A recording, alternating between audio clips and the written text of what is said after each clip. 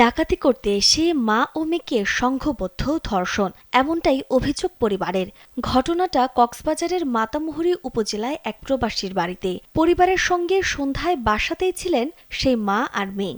এ সময় জানালার গ্রিল কেটে বাড়িতে প্রবেশ করে একদল ডাকাত। পরিবারটির অভিযোগ, এ সময় অস্ত্র তাক করে নগদ অর্থ, স্বর্ণালংকার সহ মূল্যবান মালামাল লুট করে ডাকাত দলটি।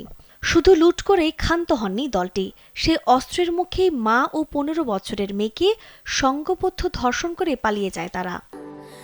স্যান্ডেলিনা সো, রূপচর্চায় আভিজাত্য। এরপর গুরুতর অবস্থায় ভুক্তভোগী মা মেয়েকে চকরিয়া উপজেলায় স্বাস্থ্য কমপ্লেক্সে ভর্তি করা হয়। পরে অবস্থার আরও অবনতি হওয়ায় দুইজনকে কক্সবাজার সদর হাসপাতালে নিয়ে যায় স্বজনরা। বর্তমানে সেখানে চিকিৎসাধীন রয়েছেন তারা। এই ঘটনায় চকরিয়া থানায় একটি মামলা দায়ের করা হয়েছে। ওই থানার ভারপ্রাপ্ত কর্মকর্তা জানিয়েছেন, এই ঘটনায় এরই মধ্যে ৬ জনকে আটক করা হয়েছে।